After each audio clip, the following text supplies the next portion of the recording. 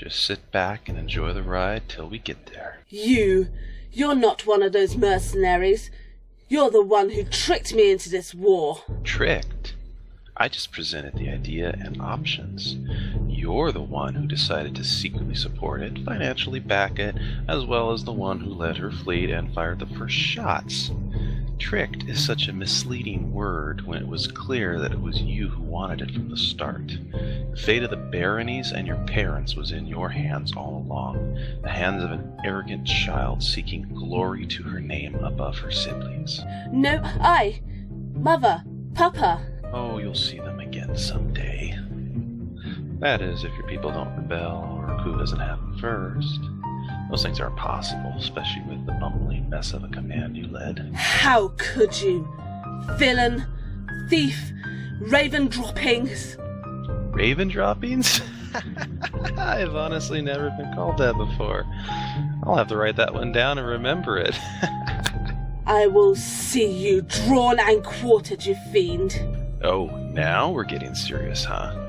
Good. You're gonna need that resolve if you ever expect to return home someday. After, of course, you've been properly educated. Educated? What do you plan to do with me? You'll see. In a short time, you will be accompanying me on a little trip.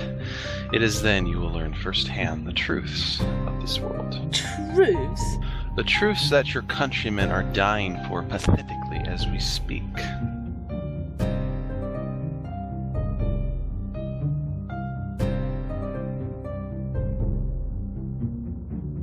The guns are silent. The wind blows the smoke away, and a new day dawns for the northern nations. As the living return to the battlefields to bury their lost comrades, the voices of the dead clamour through the halls of the diplomats. Peace is secured, fleets are recalled. The burden of war relief passed on to those who remain. The Northern Pact has done it. By defying all odds, two former enemies have come together and repelled the might of the Black Channel Coalition. However, celebrations are muted as the reality of recovery hits the Pact hard. Tributes and reparations from Coalition lands are not enough. Their militaries are tired and their resources spent. With only a year between the conflicts and now new damage done to already crumbling infrastructure, discontent spreads rapidly throughout the populaces. No nation is safe, and they quickly find themselves being forced to focus inward. New leaders have arisen from the heroes returning, those same leaders who now promise reforms and peace while the warmongers bide their time in the shadows. There is money to be made in places like this, and that money has fueled the rise of young trading companies, each looking for their own share of the cake that makes up these now broken economies. This is the place. Good. This won't take long. I go first. Last time you went first, it took weeks to clean up the mess. This time, we do it the Emperor's way. Your Emperor can have whatever is left. We need to know. After he talks, you can do whatever you feel is necessary. That's what you said last time, and look where it got us. I don't even... Whatever. Just no shooting until I give the order. You're late. I'm sorry, sir. Took longer than estimated to convince these two to come. What in the name of the Emperor is going on here? You wouldn't think I'd go turncoat after being promised a nice cottage by Cold Lake, would you? Lakefront property. Be sure to thank these two before you leave. They did have a part in disposing of the former owner during the desert campaign. Ah, right. Much obliged, my packed friends. Now, if you'll excuse me. Are you done being diplomatic? Hold. Commander Jyat of the Yeshan Imperial SS and his ever-barbarous sidekick, Captain Balana of the Anglian Flying Corps. A pleasure to finally meet in person. Ugh, please be done being diplomatic. You know our names, but what of yours? We've scorched the land since rumors of someone pulling the strings behind all of this surfaced months ago. Yet, no name arises. It's like you're a shadow. And that is what I will always be to this world. I had an Arashi friend once who called me Nash, meaning shadow. So if you must call me something, Nash will suffice. Okay, you know his name. Now can I shoot him? Give that to me. I hope you have good reason. Wasn't it great when life was so simple? You hate them, they hate you. Wake up each day being told to kill them if you ever see them. Now you're friends and bickering about shooting someone else. Very cute. Honorless swine! Hold on. You wish to know why, don't you? Before you kill me, of course. Keep talking before I actually lose my temper. Or I will lose it for him. Silence, Anglian.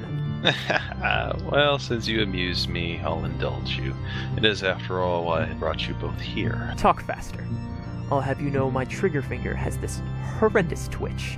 I will give you no false delusions. I am a villain, and I fully admit that. I do whatever it takes to attain my goals and use whatever means to get there. But let me ask you, are you not better now than you were before the war? Past hatreds have subsided, trade has begun, and those who wished for more bloodshed have either met their ends or have gone into hiding. Ha! As if you actually had any hand in that. The treaty Was a colorful ruse. Yesha was not interested in relations, only Anglian technology, which they were going to steal, then use against Anglia to subdue it. What? You were going to steal from us?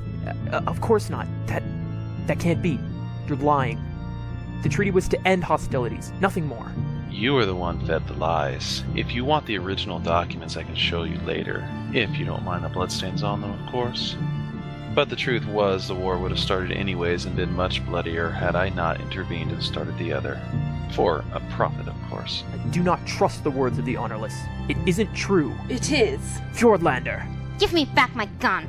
Hello again, little quarry. So this is really what happened to you? Reports said you went missing before the close of the war. Ran away from answering your crimes as a coward. But you went with him? Against my will, of course. But I've learned a lot since then. My country was sick with hate and infighting, ready to implode on itself.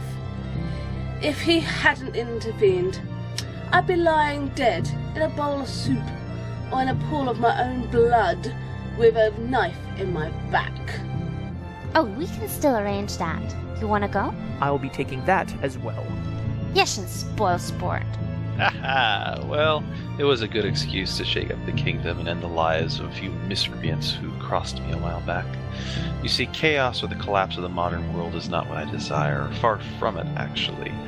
But I'm not an idealistic fool who believes he can change the world with simple goodwill or lack of. Conquer the world and what do you get, rebellious masses? Heal the world and what do you get, ambitious opportunists? Which all leads to why you are here. To kill you and turn your princess into slave chow. Morbid and cute, but close. I'm gonna turn you into heroes. More than just simple war heroes whom your nations tout you as. What motive do you have for honoring us? What plagues all the nations right now? War relief. And who profits off of your suffering by inflating prices and putting more pressure on your countries? The Guild. Filthy vermin. They spoke of fairness in providing relief, then gouged us the first chance they got. The Guild has been helpful to us. Major companies signed on to help with the relief.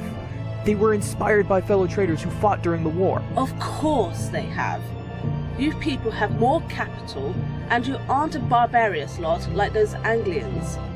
But do you even know the price of those deals? Money has no bearing over the honor of... Buying on credit is never a good thing, and with your nation recovering, the Guild have been charging ludicrous prices which you have been paying on credit to avoid going bankrupt. In the end, when the time comes, they'll collect and the Guild will own all your lands one way or another. Never trust a shark with blood in the water. Merchants are no different, especially when they conspire together to make sure they have the complete advantage over your nations. This can't... It's true. They approached my father with the same offers of paying on credit, but he turned it down in favor of leveraging the treasury more. Now the Fjordlanders are going broke as they raise prices, claiming all sorts of reasons from piracy to giant sky creatures affecting trade routes. Sounds like the dirty tricks they'd pull. No sympathy to you at all. You deserve every bit of their scheming. You want to stop it, right? Take back your nation from the hand of thieves before it is too late? Of course. Then come with me to Vishtorg. Vishtorg? Why? I have a contact down there who understands it will only bring harm to the guild in the long run. Of course, his interests aren't totally noble, but neither are mine. Sure. What's in it for you? A new beginning, and to simply further my own personal goals, which you don't need to know. New beginning? Yes, you are going to kill me. Finally. Away, Anglian. What do you mean, kill you? You slay the villain, and you'll be heroes. Heroes with the freedom to travel and take some time off. Make it look real, and all you need to do is inform your crews of my demise. Ah, I see. You aren't seriously considering after how many people he's killed. He deserves a slow death. A clean death. One right between the eyes. That would be too quick and less painful. Then fire already, and within a year you can enjoy the guild flag fluttering in the breeze over Kingforth. That's not funny. Give her the gun back, and let her make her choice. Excuse me? Yes, our lives and your country's are in her hands. I take no responsibility for what is about to commence. Finally.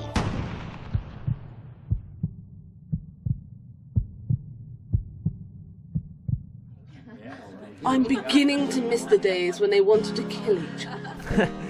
I had no idea Anglians even owned clothing besides rags and scraps of metal. We don't. I stole these from around. Even for something so simple, you have no honor.